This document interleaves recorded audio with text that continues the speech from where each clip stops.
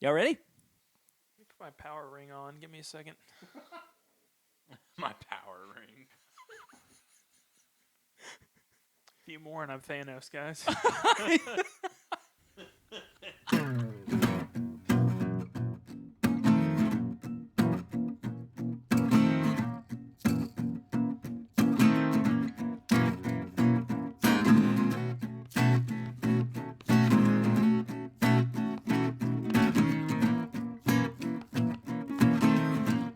Welcome back, everybody, to another episode of This Is My Bourbon Podcast. I am your host, Perry. And back in the studio bourbon room thing, with the bar and the bourbon, it's Curtis and Swan.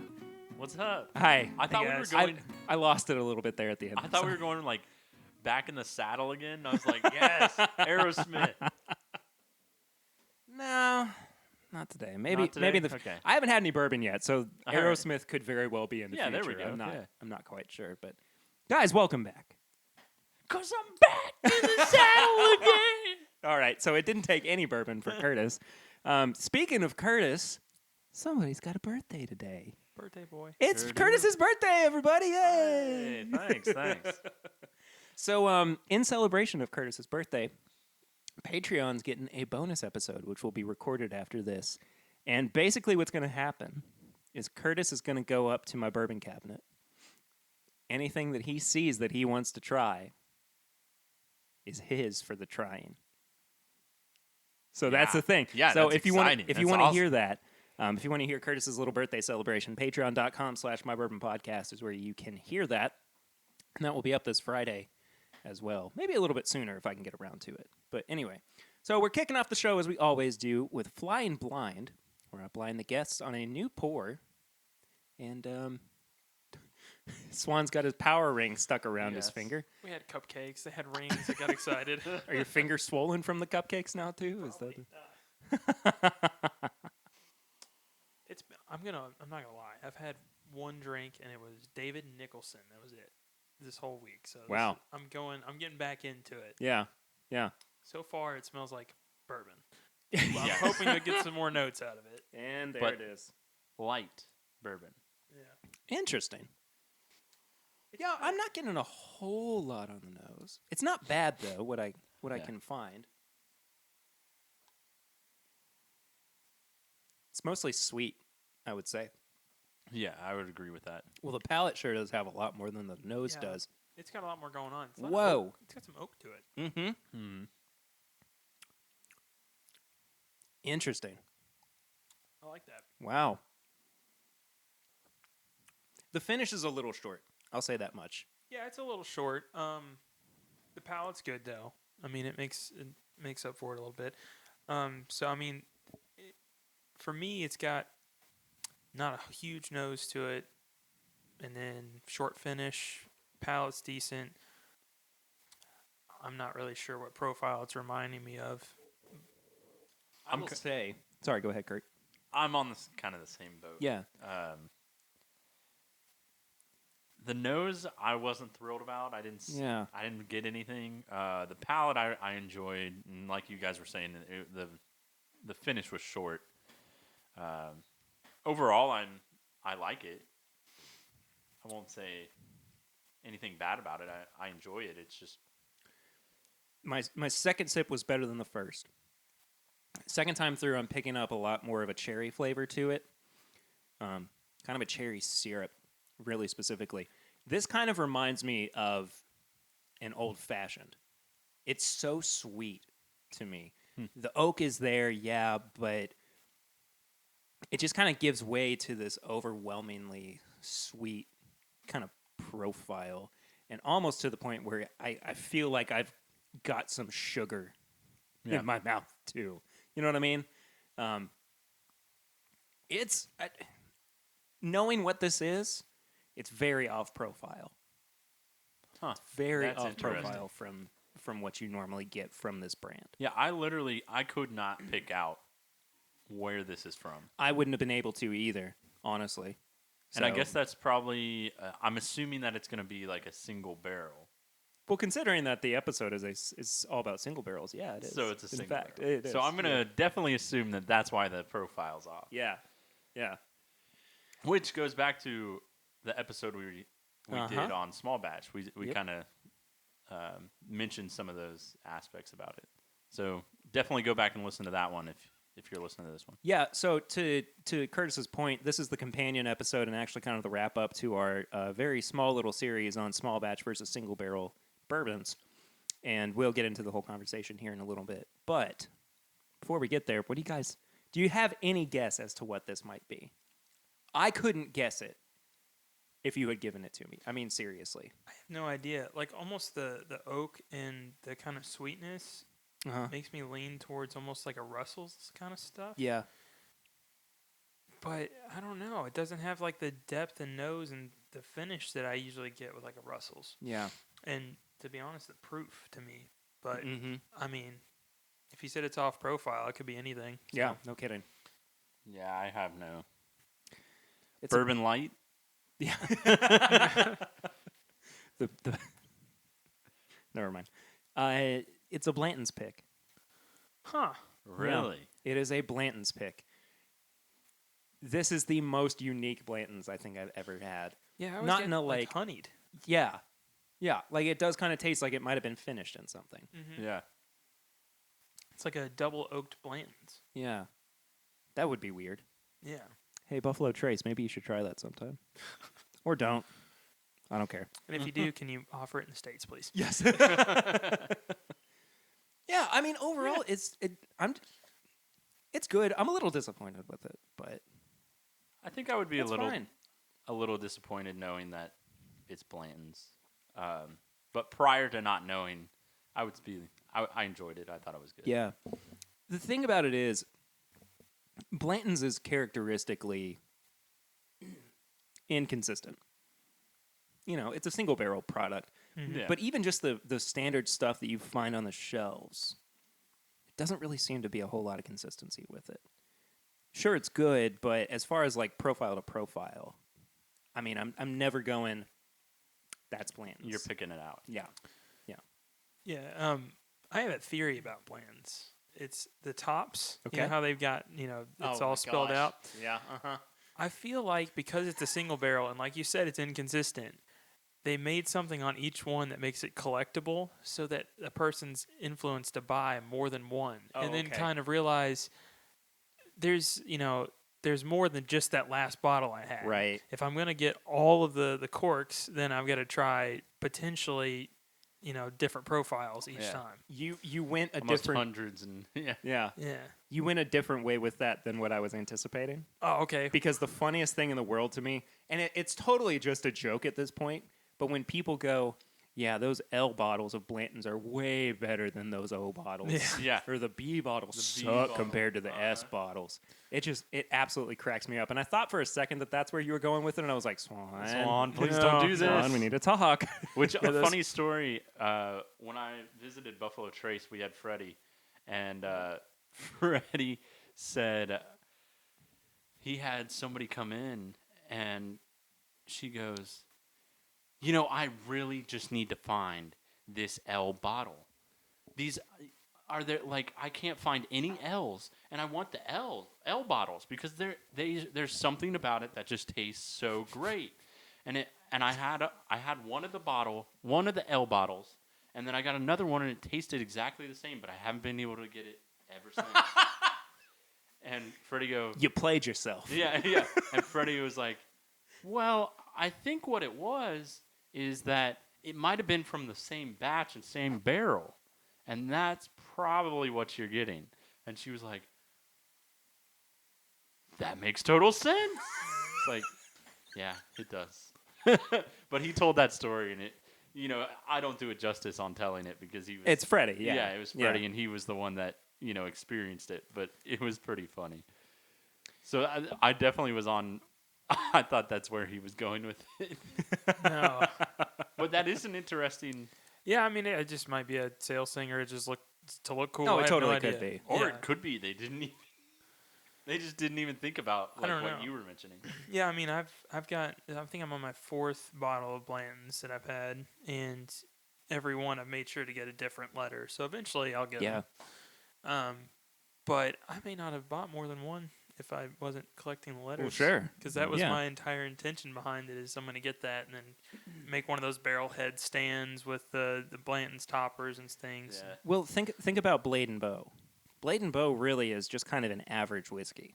Mm-hmm. But they do the same kind of thing as far as like a marketing gimmick goes. You collect all the keys and it's, hooray. Yeah. But, the difference is that with Blanton's, like you actually have something kind of tangible at the end of it. And you can mail them into Buffalo Trace for free. They'll give you a barrel stave with them all mounted. Yeah. And I think that that's a little bit more, I don't know, understandable or More memorable. acceptable. Yeah. Yeah, I'm talking more from a like a marketing standpoint or a gimmick standpoint.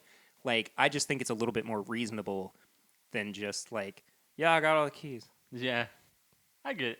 Yeah. I like those. Anyway. They're just fun little leave behinds. I Yeah, think. yeah, sure. Anyway, little tchotchke. Yeah, a little charge. Except I think the barrel stave is. Oh, I think With the barrel the- stave's awesome. Yeah, that's like a cool thing. Yeah, for sure. Well, anyway, that was Flying Blind. As we get into the episode, though, I have to ask you guys, what have you been drinking recently? And I think Swan might have already answered that I ruined question. that one. David Nicholson. I'm having I think it's just the Special Reserve, but it's the one with the black label instead of the 1843. Uh-huh. It's pretty good. Chad said something the first time I tried that it's kind of got a turkey profile to him, and I see it more and more, I could see that. especially with the bottle that I've got. So it's interesting. I like it. It's different. I believe it's out of St. Louis. So It's actually Lux Row. really, Mm-hmm. Lux Row is the one that owns that brand now.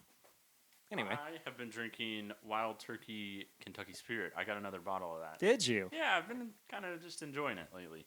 Have you seen the new bottle yet? I got the new bottle. Don't get him started. Yeah, I got the new bottle. I like it.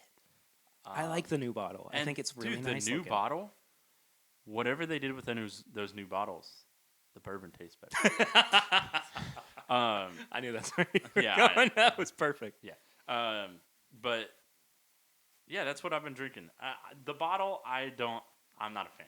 I kind I'm of just gonna like be it. honest. I kind of like it. I think that it's, I think we've talked about this on the show before that with Yeah, the the- old style bottle, like the neck would break and everything. So it was just more cost effective. It was more realistic for them to. Oh, Curtis got a little Perry pour there. Was it? Maybe not. Yeah. I was like, Ah, never mind. I saw what I thought. Never mind. Yeah, Doesn't matter. He was like, I saw my pour, and then By the way, speaking of Perry pour, I know I'm kind of all over the place tonight, but Swan did a thing back in January. Do you know about this? I believe so. Perry pour is now officially part of the Urban Dictionary. Is it really? And it That's has priceless. so for anybody who knows what the Urban Dictionary is like, it has the definition and it has it as it's as it should be used, and the phrase that you put on there, Swan, it gets me every single time. It's like, that's a lot of bourbon there, champ. You got yourself a Perry pour. Champ was the perfect word to use in that instance. somehow being on Urban Dictionary legitimizes this. It should be the Oh, opposite. yeah, but exactly. I don't know. I put that and then I put uncorking on there because that's kind of one of the things that Chad uses quite a bit in his videos and stuff. And it wouldn't take it because I tried to give him credit and it won't allow names. But it took Perry. I'm all for that. And Perry pour is now officially That's great. an Urban Dictionary word. Anyway, was there anything else you'd been drinking? I apologize, I interrupted you. No, just the Kentucky Spirit. That's fine. Yeah. I've been doing a lot of different drinking events, I guess. Chad and Sarah's engagement party was this past Saturday. That was fun. There was a really good Weller Antique pick that they had. So I dove into that quite a bit. I've really been enjoying these older bottles of turkey that I've kind of accumulated recently and been, just enjoying the crap out of those. Oh, gosh, what else? I've been taking deep dives into the liquor cabinet, too, into the bourbon cabinet. And Just like stuff that you hadn't that have been sitting in the back. Yeah, and I've been fortunate enough to have some people come over too, and when folks come over, it's an excuse for me to break out good stuff. So, I had the Heaven Hill pre-fires that I have the other night. We killed a bottle of the Knob Creek pick that I was on with Lucy, and there's just been a few really good experiences, I guess, with drinking that I've had recently, and just being able to share some fantastic bourbon with really great people. And yeah, it's been nice. So it's always good to have drinking buddies. Yeah. And not be like, well, I'm just going to have an extra pour of Four Roses single barrel proof tonight.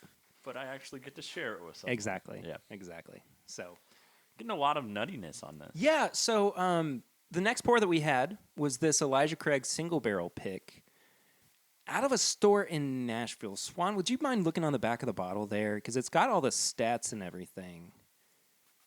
Woodland Wine Merchant.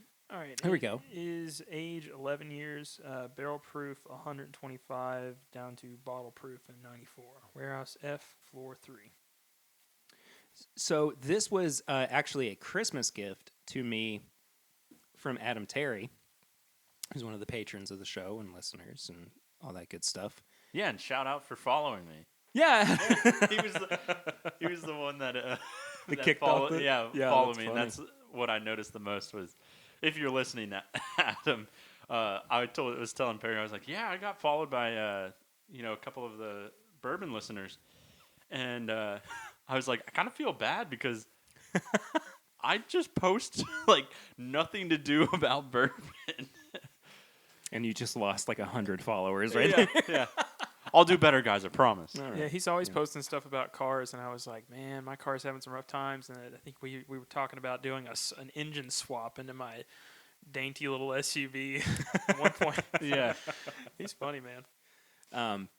Yeah. Anyway, so this was a bottle that he gifted me over Christmas, and I was like, dang. Yeah. One of the better Elijah Craig picks I've ever had. Yes. Seriously. It's not necessarily reminiscent of the old 12 years, even though it's almost the same age. Like, it still has some of that kind of traditional Elijah Craig, like, nuttiness with the I always say it has a snickerdoodle flavor to it, too. But there's something kind of... it's some kind of green note, and I can't quite pick it out. And it's actually a little bit piney. That's what it is. Yeah, it's like a piney tobacco kind of Yes. thing. And it lingers Thank in your you. mouth, like, even as the finish is going on. Uh-huh. So, like, it's going down your throat, it's moved on, and then it's still like, oh, but I'm here Mm-hmm. in your mouth. It's pretty cool. At 94 proof, too. It's a great finish. Yeah. Mm-hmm. I mean, seriously, as far as a finish goes, it almost kind of reminds me of Boone County 12 year. In that, with at same kind of age range, a little bit higher in proof, but it still has this really full-bodied quality to it that I'm all for. I'm all about this. Going back to the finish of it being like a pine, Mm-hmm. it's kind of how I'm getting it is like a pine with like a wood fire. Like you're out camping a little bit. Mm-hmm. Like you're out in the woods, camping, you have a nice fire. You got the smells of the fire. Yeah. Got the pine. And I think to that point, the kind of fiery notes, I think that's the barrel char Yeah, that yeah, I'm picking exactly. up. And it's not necessarily like an oakiness. Like there's still some oak on there, but it's more so the charred flavor Mhm. to it. Yeah, and the nose is good, too. You pick up a little bit of that. It's almost like your clothing the day after. Like when Yeah, you're around the after you- fire. uh-huh. Yeah. Mhm. I like the analogy we got going. It's painting a nice picture. I like it. So this would be nice, when we get the fire pit built out back, you guys come over and we'll hang out. And Yeah. This is have some more of this. a lot better than the pick I brought you. You remember the one that I brought from Kroger? Oh, the that Kroger was one. like identical to what's on the shelf. Uh-huh. I mean, it was almost like they just slapped a label on saying, "Oh, this is a pick," but Yep. not really. Yep. Yeah. It was interesting. I could have pulled that out. I'm 'cause I- glad you pulled this one out. Well, So yeah, I good. mean, me too. But, as far as like single barrels go, I feel like everything that we have on the table, aside from the Old Forester, because I don't know what that's like that that Curtis brought, but I wanted to kind of make sure that I pulled good stuff out for the single barrel conversation. So I figured let's talk a little bit too about what single barrel whiskey or single barrel bourbon is, and I think that it's kind of self-explanatory, but For the knowledge. it begs to be talked about to a degree. So we have to kind of back up a little bit. As a refresher, small batch is anywhere from 1 to however many barrels. That's kind of indeterminable. Single barrel, though, There is a cap on that, though, right? And not like a specific, but at some point it ends. I right? think Correct? so. I think so, but what was Swan? You said you listened to the small batch episode. Yeah, I Today. mean, it seems like you can barrel the entirety of the distillery and still technically call it a small batch. Okay. I mean, it's not really There's no determined. regulated. Yeah. There are people that put like extra adjectives on it, like very small Larceny. batch, extremely rare small batch, just stuff like that. Yeah. Okay, gotcha. But single barrel, though, there is a very strict definition to it.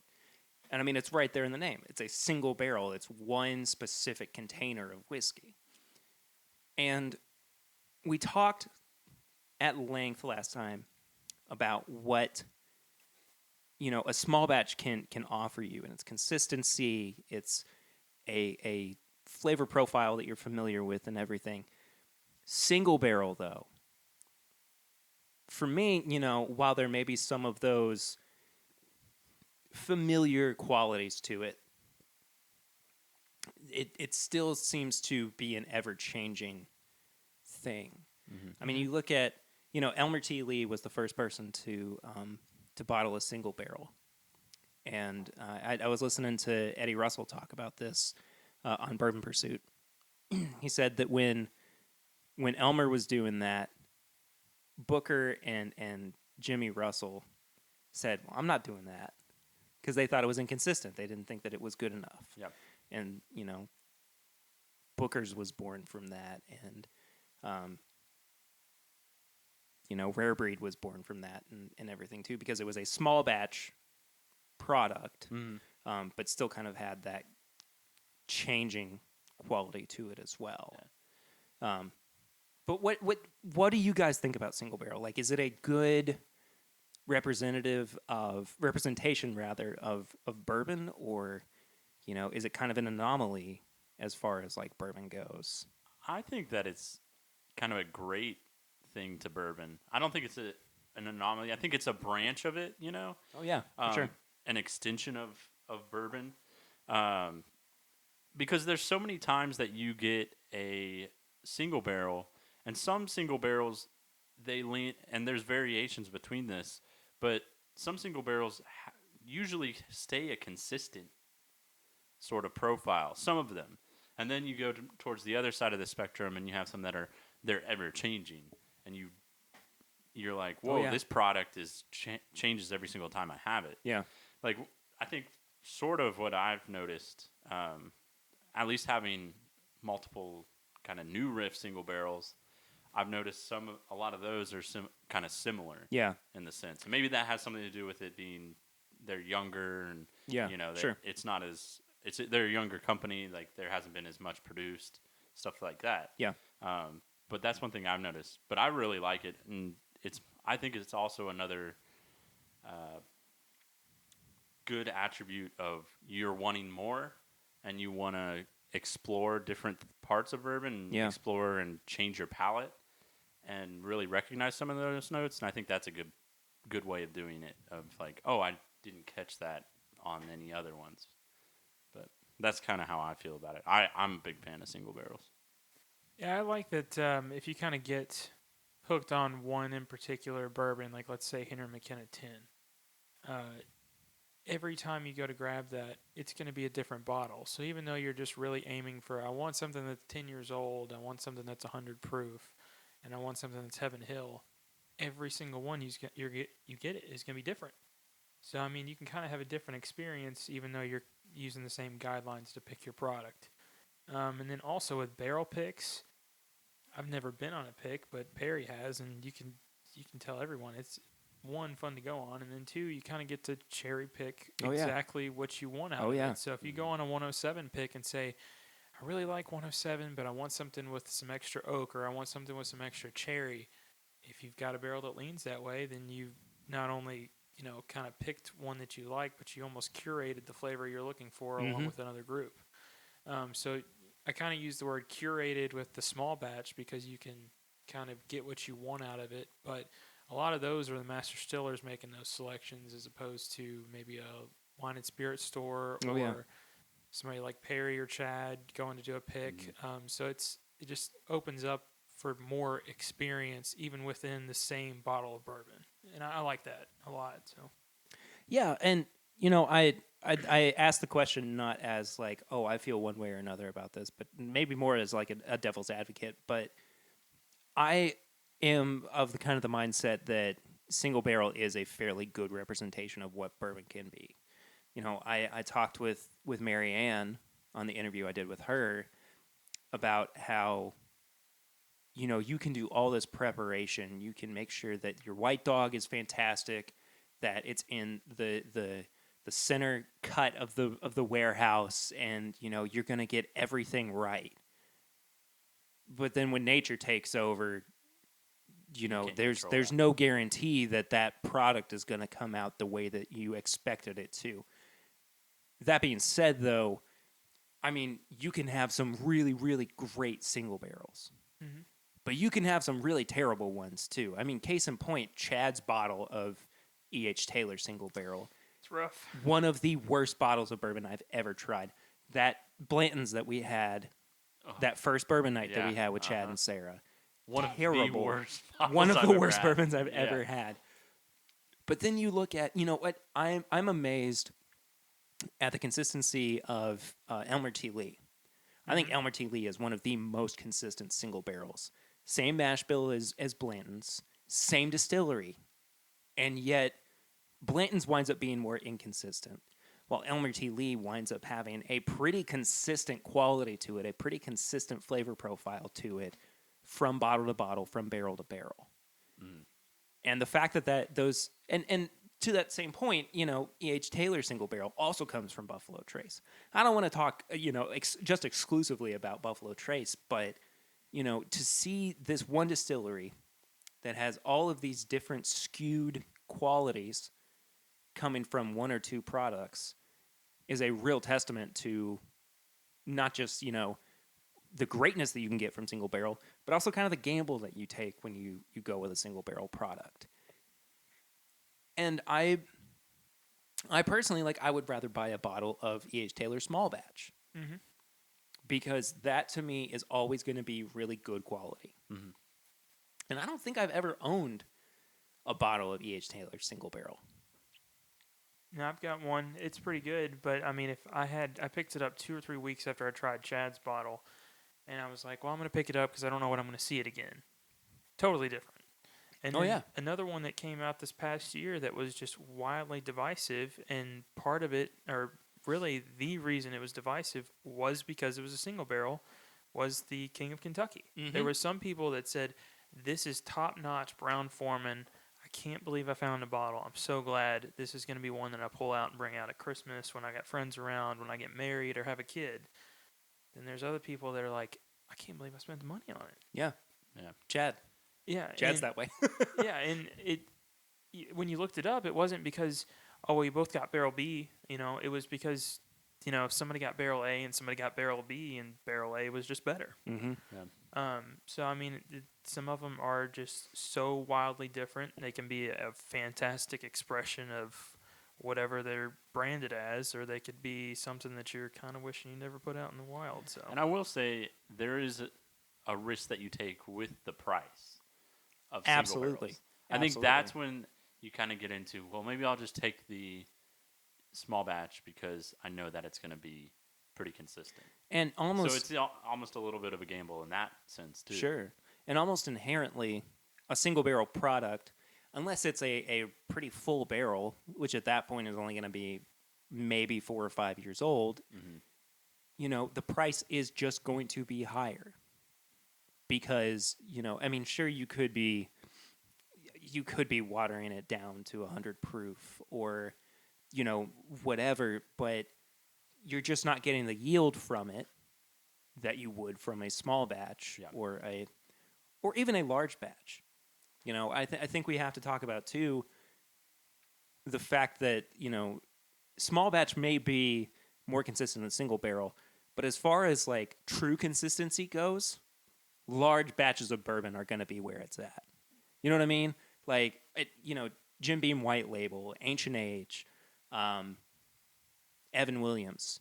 They're all going to be in 101. that really aggressively consistent kind of flavor profile. So you're not straying too far off the mark. You're not, really getting too adventurous with anything. But anyway, let's pour something else as we get into it. I had this idea, Swan, because you brought a Buffalo Trace single barrel. I did, yeah. And I also have one on the table. So I figured it'd be cool to do a side by side with them. Yeah. Let's go Yeah? for it. Okay, cool. So mine is a pick from the Frankfurt Bourbon Society, and this one's been about a year since they've done it. Really? It's been that long? Yep. Wow. Mine was a pick that I was a part of for the Carolina Whiskey Society, as well as a store in Florida. And forgive me, Swan, look on the little medallion there. I can't remember what the name of the store was. Primo Liquors. Primo Liquors, thank you. Pretty stout. Yeah. What's that? Paravore. Oh. Yeah. Yeah. Oh, you haven't gotten that yet. Sorry, Yep. I apologize. I might make a Suicide? suicide. Yeah. Put it in a little sample bottle and take it home. I've had my pick fairly recently. It's been a while since I've had the Frankfurt pick, but I have tried it before. Swan gave me a sample of it a while back. Yeah. Yours to me has more oak. Mine's got more of a sweetness. Oh yeah, absolutely. Yours has more sweetness as well as it's funny. Like I actually kind of get like a little bit of a savory quality to it as well. Kind of like a It's almost Maybe like the sugar glaze on the outside of a ham. yeah. That's exactly what that is. There's a little bit of like a delicate fruitiness to it as well. Mm-hmm. Which is not a phrase that I don't think I've ever used when Delicate describing bourbon, fruitiness. but delicate fruitiness. I'm getting a lot of cherry. So I should point out that More barrel with his than With his, yeah, I agree. yeah, the barrel picks are almost always single barrels. There are a few people that do barrel picks that they batch them before you do the pick. I've never heard of that before. I want to say that Woodford does that. I thought they put out. Interesting. Yeah, I thought they did some batch stuff. But I mean, I need to look into that some more. But I've heard of Woodford doing that. But these are pretty different, which is crazy. I've always kind of thought mine was a little bit more off profile from Buffalo Trace as it normally is. Whoa! Night and day. Yeah. I don't think I ever would have been able to tell you that this is the same bourbon. No, yours is definitely a little more off profile. It feels like it's got some more age on it. Mm-hmm. Mine's it's pretty close. It's kind of got some accentuated stuff around it, but it's pretty close to the standard offering. And the accentuation is more in the field of like the sweetness or the fruitiness. Yeah. But the pick I brought, it just seemed it has a lot more of a darker quality to it. This is almost leaning like George T. Staggish, kind of like it's got that like kind of darker quality to it. There's a darker quality, but it also, I think, with the darker quality, it is more prevalent. Like I think so it too. is brighter. Yeah. Like it bursts more in your mouth. The finish is where that really hits for me. Yeah. Like it gets towards the back of the tongue, and as the finish begins, it just kind of explodes. Yeah. For me, It explodes, whereas Swan's is more of a subtle, smooth kind of experience all the way through. I don't have a problem with either. No, I don't. I don't have a problem with either. I think I just prefer mine a little bit. Mm. I gotta say, the little suicide between the two of them is not that bad. I still think I prefer yours though. I think so too. Yours is pretty dominant in there too. Yeah. But it does make for a nice little blend, though. Mhm. So, anyway, sorry, we also had to take a little peek Yep. behind the curtains. We had to take a little break to have a quick snack. Yeah, and I did some research, and I may have been talking on my ass about the Woodford thing, but that's okay.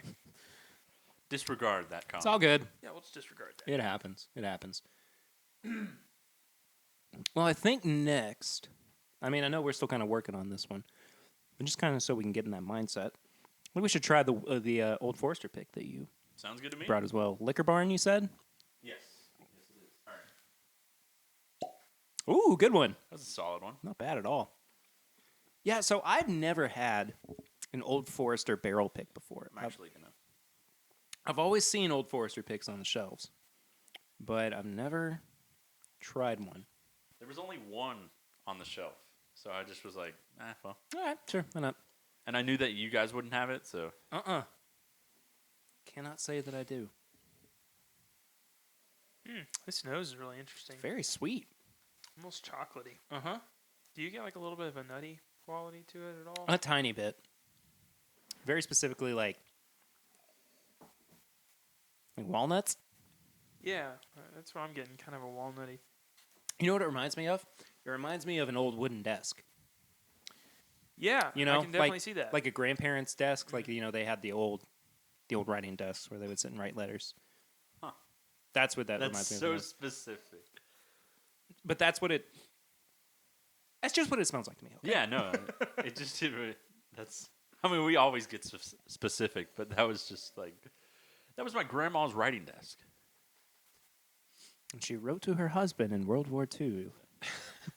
we get that specific. You could smell the- Specifically World War II, not one. Yeah. Don't get it twisted. You can smell the ink well that she was drawing her ink from. The wax stamp she used on the back of the letter. Like, we're just drawing narratives. So I think this kind of brings up a good question, a good kind of point to talk about as well. Why have we never bought a bottle of an Old Forester single barrel pick before? I think it's because a lot of places when I go in and they have single barrels that they've picked, they're very proud of that. And they're quick to tell you, it's like, well, what do you have in that's special? And of course you're hoping they're like, well, I've got some, Weller, or I've got this in, but most of the time it's I've got a pick of this in and I've got a pick of this in, and it's never them boasting about the Old Forester. Yeah. And I kind of made this comment to Perry. I never hear anybody pick this. It just shows up. Mm-hmm. So I'm not sure who picks this stuff. It could be them, and maybe that's just not their favorite on the shelf or something. But they do tend to just show up. And I got to be honest, I don't know why they don't recommend it just based on the nose, because it smells pretty good. The nose isn't bad. Yeah, I thought the nose was pretty nice. Yeah. I did taste it, though.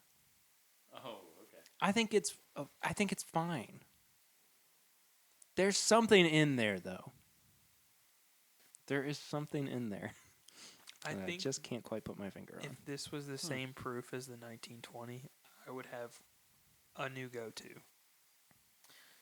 But I think it's just a little almost thin. Yeah. Yeah. I'm getting a lot of.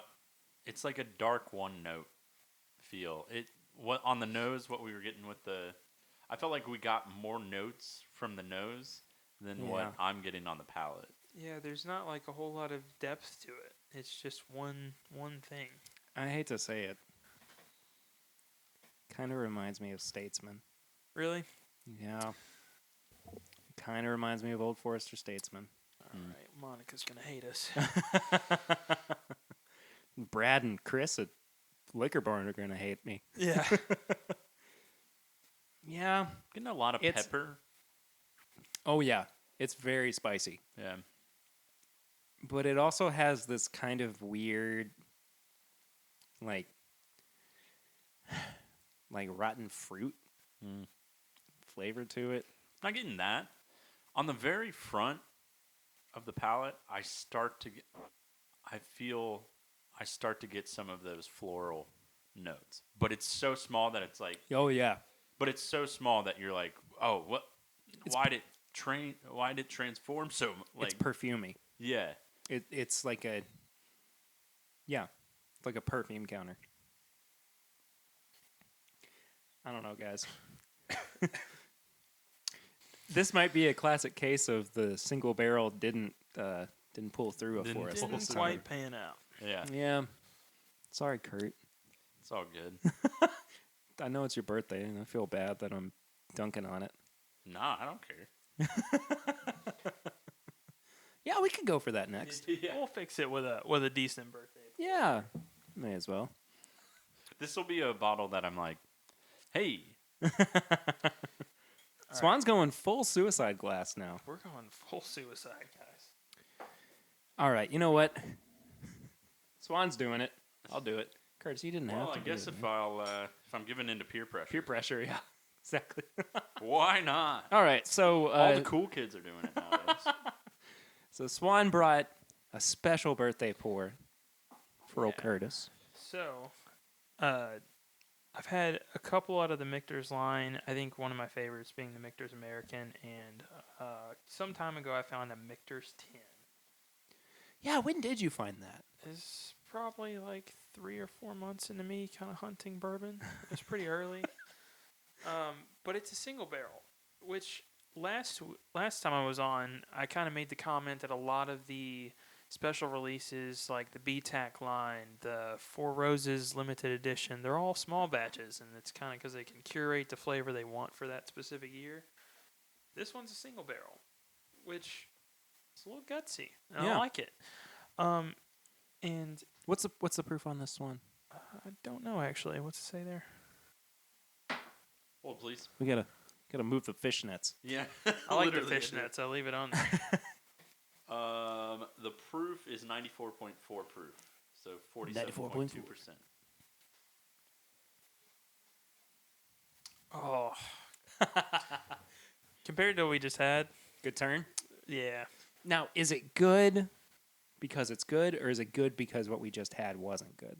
I think it's good because it's good. This is one I don't break out too much unless it's I'd for the say. birthday boy over here. But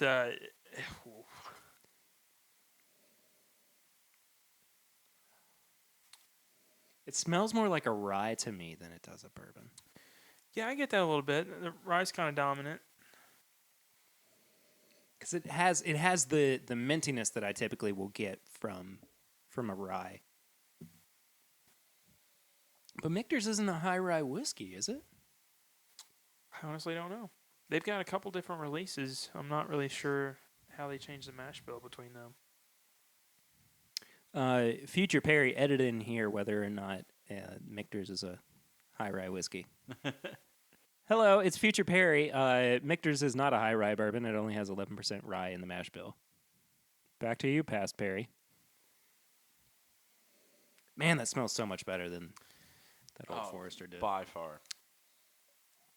And I tasted it already. I'm getting like nutmeg, a little hint of cinnamon. This is good for like around Christmas time. Mm-hmm. Mm-hmm. This is a. And you know I love a good Christmas bourbon. Oh, I know you do. I don't It's know why I said that nuanced. way. It's got nuance to it. It's Yeah. got layers. Subtleties. It's got got layers, foliage and- complexities. No, it is good. I break this one out, kind of on a special occasion, and I know it's Bourbon Night has also said that this is a special one they pull out on occasion, and I'm sure I've not had them back to back, but I'm sure my single barrel is different from theirs. Oh, I'm but sure. they're different in a great way. Yeah. Whoever's doing the picking for this stuff is nailing it on the head. It's on point. Mm-hmm. For sure. I've always found the Michter's 10-year to have kind of a sugary quality to it as well. Kind of like which is funny because it's your birthday, but like cake frosting, like that, Okay. like real sugar frosting Yeah. to it. It has I that can kind get of that kind of consistency on the palate for me as well. But like a buttercream frosting. See, I'm thinking more of like You're thinking like a... like the cupcakes we just had earlier. Yeah. Like that kind of Really? sugary frosting. Okay, I was Mhm. getting more of the buttercream. Yeah. but okay. It's just good, man. It is Yeah, good. it It's is just very good. It is. I You know what's funny is the first time I had it was with Chad and Sarah. That was the first Michter's product I ever had. You lucked out, man. No That's a kidding. good one to start with. Yeah, no kidding. And after that, I had it another time, and I just thought it was okay. And having had it, I mean, at least a third time since then, it's really good. And the more I'm letting it kind of sit on my palate, too, the more I'm getting some of those kind of charred flavors as well. There's kind of a toasted marshmallow note in there that I'm also finding. But thanks for bringing that one over, Swan. Yeah, I mean, you've got plenty of other good stuff sitting on the table here, so. Yeah, you might want to hide that old Forester there. So let's talk, too, about... It's like a gingerbread cookie, too. Oh, I see that. Yeah. Yeah, so it is like a really It's good a good- winter Christmas time kind of bourbon. I'm here for it. I'm here for it. But anyway, let's talk too about our preferences, because barrel picks, as we've established, are single barrels as well. Would we prefer to get a single barrel, just a regular single barrel that's on the shelf, say Knob Creek single barrel, or a single barrel pick? Because you can, again, it may be a single barrel, but it may still have some of the consistencies that you would find bottle to bottle. Single barrel picks, those are going to be kind of off the wall from time to time. And to that point as well, right now we're seeing some really good old Knob Creek single barrel picks coming out at like 14 years. There's been one that's 15 years that just came out too. So what do you guys think? For me, it depends on the shop. If I have one, one really, really good single barrel, no matter the distillery, and I know that shop picked it, then I'm more likely to say, oh, well, last time I got the Knob Creek, this time I'm going to go and pick up their 1792 foolproof pick. Because last time, whoever picked it, their profile was good. So the first one's always a big gamble for me, and then after that, I'm more comfortable based on that first picking up either what's on the shelf because I didn't like what I had before, or I did like what I had before, and now I'm reaching for whatever pick they just brought in. Yeah, I can't agree more. Because the person that's going to be picking it, if your palate is similar to what theirs is in that sense, you start to figure that out, and you're like, oh wait, now you're going to be having these general good picks because you have a similar palate. And I bet if you would just talk to the person making the picks, they would be like, oh yeah, I really like this because of, and then you'd be like, oh yeah, I like that because of. Or maybe I just want to move on and not have that, or whatever. So the reason I brought this one up, this pour, was because this is from a trusted store of mine in Lexington. This is a New Riff single barrel called Patrick's Star. It's There's literally a Patrick Star from SpongeBob on it. Yes, there it is. It is, again, a New Riff single barrel pick. It's from Ernie's in Lexington. And Swan, I keep doing this to you, but what's the proof on that? I think it's in the 110 range, if I'm not mistaken. This one is 112.1. Okay, so I was a little bit off. But I've had a couple of amazing single barrel picks from Ernie's. And so, this came out around the time that whole... Do you guys remember there was that whole wave of New Riff picks that started coming out, like, immediately after the small batch... the bottled and bond did. And I was like, oh, there's some really good stuff out there. And, I trusted Ernie's. And so I was like, well, I'll grab a bottle. And I've, honestly, I don't know if I've had a bad New Riff pick yet. Can I be honest? I've not had one yet. At all, really? This first one. I've had the rye, and I've had the regular bottle and bond. I believe we've had one on the show before. I think we've just had the regular bottle and bond. Really? Have we had the single barrel on the show? I think I brought a single barrel. Yeah, you did. That's right. I think we have one other time. Well, we liked it. We enjoyed it. Yeah. Well, Swan and I reviewed with Chad the Bottled and Bond. And, I mean, we were extremely pleasantly surprised by it. So Curtis is making some This faces. is very interesting. It's just very different than what I was expecting. But I'm getting like a cinnamon Very cinnamon, very, like, spice. herbal. Yeah. Yeah, herbal. Like a kind of like a cayenne a little bit. Is it possible to get like a cinnamon tea? Oh, I totally can see that. Yeah. I mean, especially considering the herbalness Yeah. of And it now that that we you were mentioned the describing herbal, too. I'm getting like a leaf botanical kind of. Yeah. Swan, did you taste it? I did, yeah. I like it. I'll be honest. I think it'll be better once they start having picks with some age to it. It is really, really good. For their new product. This exactly 4 years. The barrel proof does it well. Does it really well. I think the thing I'm most impressed with, and it's something that I see a lot of like even older players in the bourbon game not having, the nose carries to the palate. Oh, absolutely. Just like 100%. Everything you get on the nose, it's right there in the palate, and that's awesome because that's exactly what I look for when I'm thinking like quality. Well, it's funny that you say that because, like, for me, the palate actually becomes better than the nose on this one, and it offers it does offer everything that the nose does. But that's when I really start finding the actual bourbon qualities to it. The standards behind it, the oak, the caramel, the vanilla. But then there's like a honey flavor to it as well. You know what this reminds me of? And as I said honey, I was like, oh, that's what it is. When I get sick, I make hot toddies, but I make them with green tea. That's what this reminds me of. I could get that. And that it still has the bourbon flavors to it, of course. But then that's where the herbalness comes through. And that's where, I put honey in my, Yeah. that's just part of it. And then I'm, finding some citrus notes in there too, very specifically like lemon and a little bit of it like an orange peel as well. I think this is, at 4 years old, this is so complex. It is, yeah. Yeah. I think what shocks me is just thinking about everything we've had. I like this better than the blends. Can I be honest with you? The I blends agree. pick. I do too.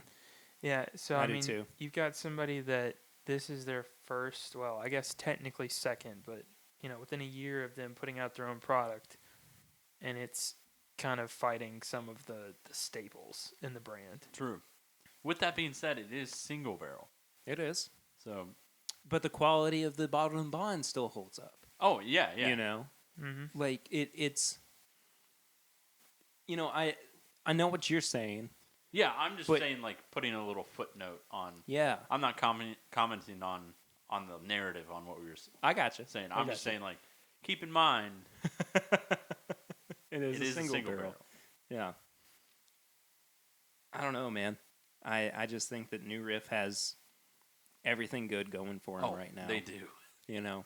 I'm just a fan of every product they put out, whether it be single barrel or the Bottled and Bond or the rye. The rye is amazing. Mm-hmm. I mean, I never thought that I would love a 95% rye whiskey, Yeah. but holy crap!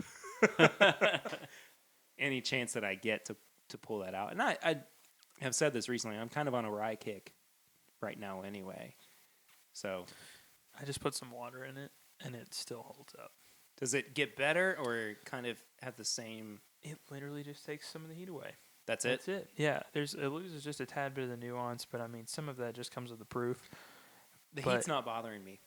No, it Personally. didn't. It didn't bother me either. But I was just thinking, like, as a new drinker, if I was gonna do this, I'd be intimidated by the 112, just a little bit, and the heat that I get from it, and then adding some water to it. So, like, maybe some ice chips if you're new. This would stand up to it. This is not a new drinker's bourbon. No. Regardless of, well, okay, let me back up. The reason that I really say that is not just because of the proof or the whether or not you can recognize it. This is still a $50 bottle of bourbon.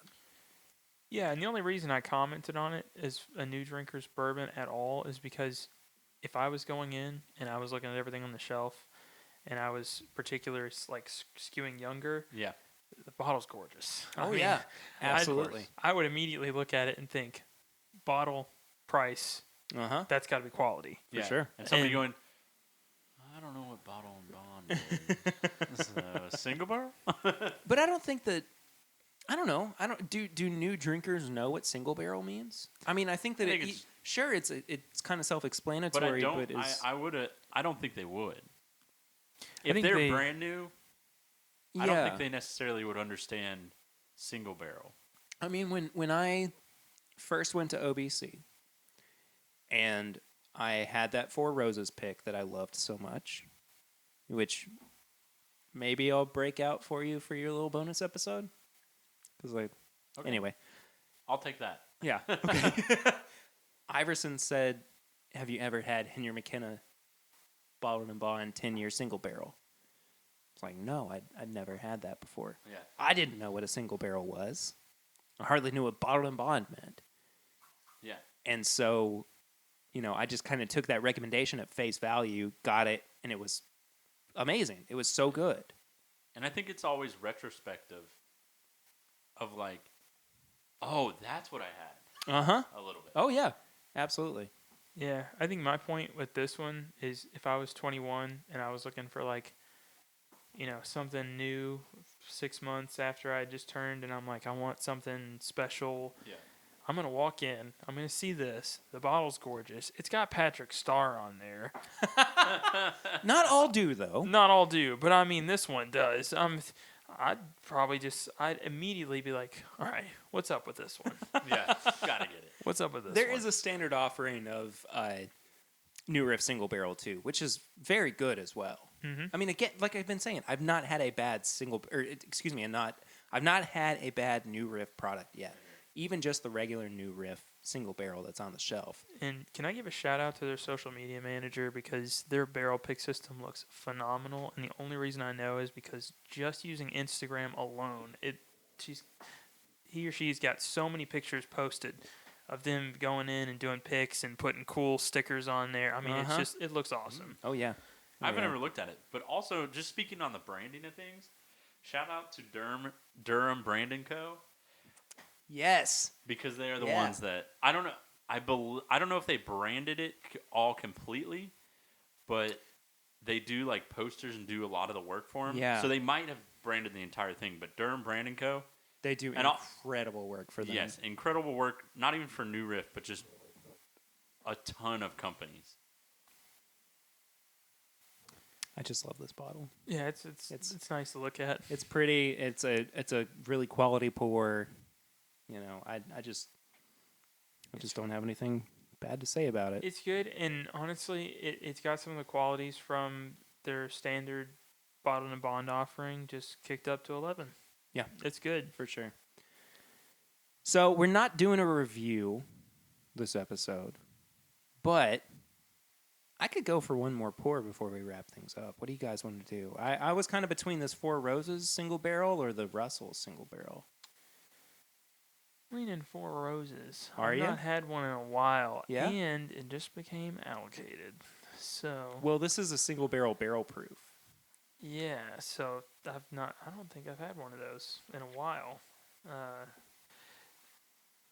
gonna look at it real quick.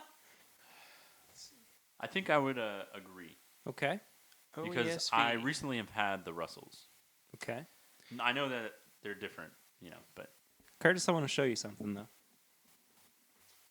I want to show you why this Russell's is important. Because this is the real king of Kentucky, Russell's pick, okay, with Eddie Russell on the back riding his little motor scooter. that is awesome. Okay, I don't know. Maybe I do See- want to have this. See, that's my dilemma there is... You just solved this one for me. okay, great. Get the real king out here. Well, I figured, too, since, in the bonus episode, we're going to be drinking some Four Roses as well, we may as well Yes. go for some turkey. Mm-hmm. But Yeah, I'll let Perry the was birthday like, boy. I'll let you guys decide. But Also, have you seen this graphic of him riding the scooter? oh, I'll post it on social media for anybody who's not seen that as well. So I know that we didn't really get to the bottom of whether or not single barrel or small batch is better. But what would you guys prefer to really buy? Would you rather have a single barrel or would you rather have a small batch? I think I would do small batch unless I knew that, unless like I could try the single barrel first, But that's so hard. You can't do that. So Some stores you can. Yeah, some stores you can, but most you're not going to be able to do that. I would say I would prefer the small batch. For me, it's kind of like a complicated process in how I decide to buy it because, honestly, I'll go and pick up a small batch and I'll keep it and I'll drink on it until it's gone. And if I liked it, I'll go buy another. If I buy a single barrel that I like, I'm thinking, damn, I better go buy like 4 more of those real quick and stock up. So, I mean, if I'm just reaching on a normal night, I'm going to go small batch. If I find something that blows me away, like I had one, and anybody that's had Knob Creek picks knows that, like, as soon as you find one that's magical, you grab it. I had one, it was 5124, specifically barrel 5124. Yeah. I think I bought a whole case of it. Mm-hmm. A whole case. Because as soon as I had it, I was like, this is a Booker's release they didn't tell anyone about. And I took it home and I loved it. And I was like, Perry, try this. And then I took it to Chad and Sarah and anyone that came over, I was proud to show that off. Oh, yeah. So I think it really depends on how good the single barrel pick is. Depending on the brand, it is worth taking the risk on. If you're looking at King of Kentucky as a single barrel, it's hard to bite the bullet and take that kind of risk. But if you're looking at like a $40 bottle of Knob Creek, heck yeah, do it. Yeah. Go nuts. See, I am mostly of the same mindset. Last time that we did the first part, when we did the first part of this series, I very firmly said I would rather have small batch. The more that I thought about it, though, I think that I might skew a little bit more single barrel. And the reason is that, sure, it's nice to have that consistency, but when you can find these hidden gems, like the real King of Kentucky, It's a special moment. like these new Riff single barrel picks, a really really good Weller Antique pick, that is so rewarding and so exciting too. And I think I burn through those bottles a little bit more than I do small batch or standard offerings because they're so good. They're just that good that Really? I'm like, See, when I get one like that, I go, Kurt, you're not going to have another glass of this. I mean, don't get me wrong. I'm still like, I'm more often than not reaching for my T.W. Samuels or my Turkey 101, but still, I'll go, man, that was really good. Not that necessarily I'm having, one pour after another in a single night, but, maybe over a week or a couple of weeks, I'll have multiple pours of it. It's because interesting. it's just that good. Yeah. It's interesting because last time I was the one that was going, no, single barrel. Like, single barrel, guys. Like, that's because, they're so unique in their own, and now I'm kind of like, well, small batch. Mm-hmm. It's a tough, it's hard to pick. Can you pick? I think it depends on the time, the moment you're in, and, I think depending so too. on what you're feeling, what you're kind of wanting. I think I'm the exact opposite of Kurt because he says he holds on to these bottles that are like special. Oh, you burn them? I mentioned that I bought that whole case of that 5124 barrel. It's gone. It's gone. I put everything on the back burner, and I was like, I feel like it's a little different when you have some in here. when you have a whole case. I don't think I would have burned through them all. But yeah, 120 proof. It was when you have when you have a whole case, I can just drink that bottle. I got another. Yeah, exactly. Yeah. Now, I want to say, though, to kind of wrap up my point, It wasn't until recently that I had a really good Elijah Craig pick. I've had more bad Elijah Craig picks than I have good. And same thing with E.H. Taylor Single Barrel. There just hasn't been a whole lot to me that has stood out to where I've gone, I would rather skew Single Barrel over small batch. That being said, if there's a really good Russell's pick, I'll probably get it. If there's a really good Knob Creek pick, I'll probably get it. But I think overall, I think it's more circumstantial than it is, I can decide one way or another. And there are people who fight for single barrels. There are. Yeah. I mean, they say they live and die by them. There are people who say, I would rather have my Jim Beam white label. But, what do we always say at the end of the day? Drink what you like. Yep. And that's, there's no wrong way to drink it. And you're always going to be, it's always going to be changing. Like It is. You know? Yeah. Well, for us at the very least. I mean, there are people who have, their handle of Jack Daniels. Well, and that's sure, that's yeah. how they're happy. But, I think as, more serious bourbon drinkers, yeah, we change with however the wind's blowing that day. Yeah, exactly. I mean, seriously. Like, the amount of times I've switched my mind, even in the liquor store, I Oh, just yeah. go, oh, well, single barrel, yeah.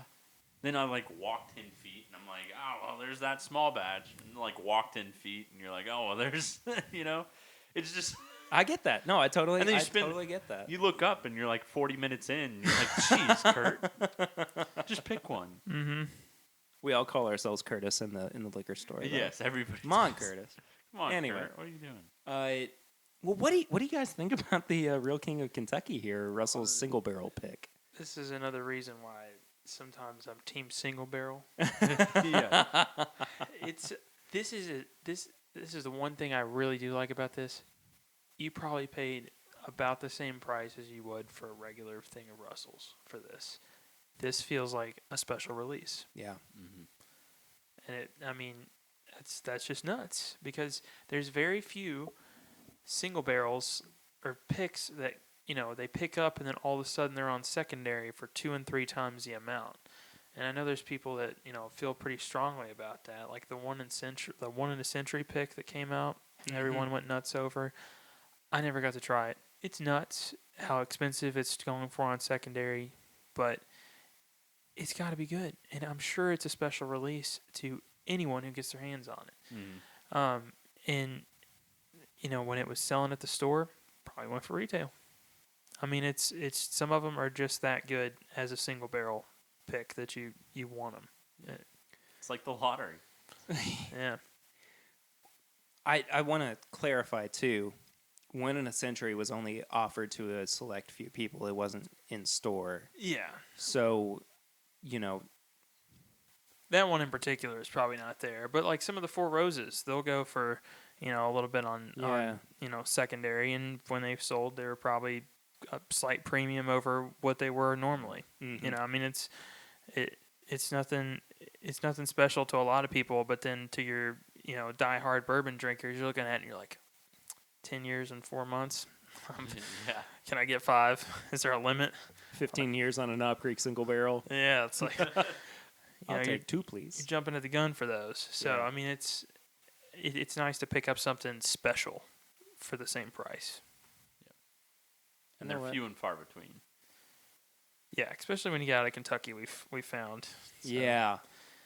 There's some really good picks. I mean, out of Kentucky as well, but we still have some great stuff here. I mean, it's not a matter of, We're a little spoiled, but I'm okay with it. I am too. I can buy JW Dant whenever I want to.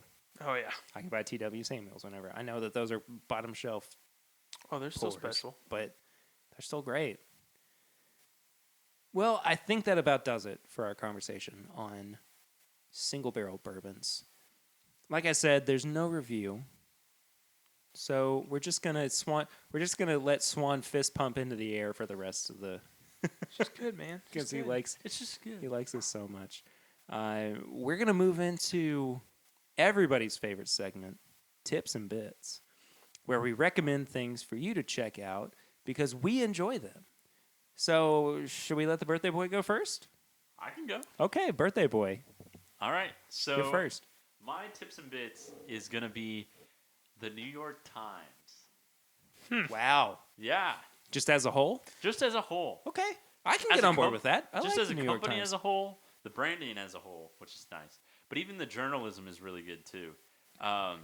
What I've found is, so I became a subscriber probably about a month ago or so, and there's something just so nice about even getting the like Sunday paper of it. Do you get like the physical paper still? Yeah, That's awesome. yeah, only on Sunday. So they have. I'm such a hipster when it comes to newspapers. I'm like, I love newspapers. I love physical print. Yeah, I still get magazines in the mail. Yeah, same here. So I'm a digital subscriber, and I get the Yeah. Sunday print. So because I don't want to spend the money to get all the papers in the world, and then I'm like, Right. what do I do with this? So I only get the Sunday. But the New York Times journalism is, it's very. I would say, I mean, they lean a little more to the left on some things, but they're very fair on both of their aspects politically. But even past that, you have like business news, you have tech news, you have just really, really interesting stories. Like, it blows my mind. Yeah. And this has just been kind of my New Year's thing of being more informed about current events. And so the New York Times, I've been reading a lot on just different current events, different topics that are happening throughout the world. Not even just politically, like, that can get stale after a while. Like, I don't want to talk about that, No. But they have such a good I don't array wanna think of about it things. either. Yeah, exactly. They have such a good array of things. And they're really making everybody says like print is dead. They're really kind of. I don't think so. Yeah, yeah. It is experiencing a It's- resurgence. Exactly, and they have just really multiple products like the digital, and then they also have the like podcast. There's also it's called the Daily, and the Daily podcast is really nice too. So New York Times as a whole really been killing it lately for me. So I've got kind of a love-hate relationship with my recommendation here. It gets Okay. interesting. Have you ever watched? They just put it out not too long ago. It's the Umbrella Academy on Netflix. Yes. I want to watch it so badly. I'm not going to ruin anything for you at all. That's okay. I already listened to the Weekly Planet this week. Okay. It doesn't matter. I really like the plot. It's a little formulaic on some of the episodes. But the ending, though, Yeah. that's where things turn for you. Yes. Yeah. In almost the ending of every episode, they're like, and blank, dun dun dun. So you're like, okay, well, but that's the thing is, at the end of every episode, you're like, what's gonna happen? What's gonna happen? What's gonna happen? Yeah. The reason that the love-hate relationship comes into play, it's like the lighting guy took a vacation. I don't know what happened. Like, you watch the show, and I'm like, is my brightness on my TV messed up? What's going on here? It's just such a dark TV show. It's good though. It really is. But like you're looking at it and it's like, I gotta turn the brightness up on Yeah, this like, one real whoa. quick. Like it's kind of strange. Really good though. Definitely worth watching. A little unorthodox. I like that there wasn't like, because they do this with a lot of superhero movies. I can't tell you how many times I've seen the Spider-Man and Superman origin story. Well, yeah. It's great, but I don't need to see it every movie. With this, it's like literally a 2 to 3 minute opener, and you're like, I get it.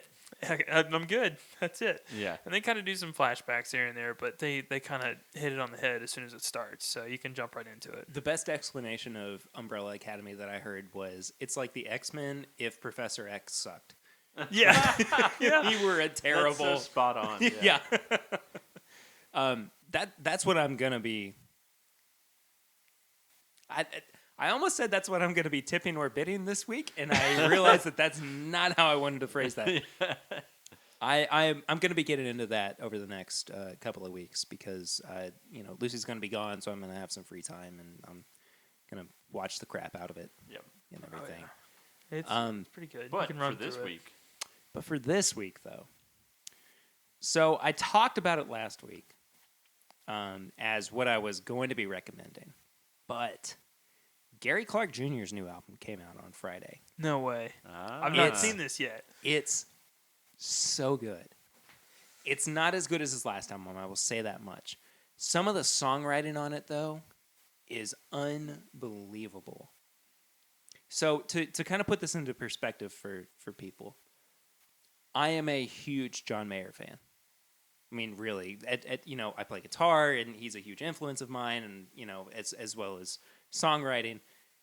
John came out with a new song on Friday, this past Friday. I thought that it was going to blow everything out of the water.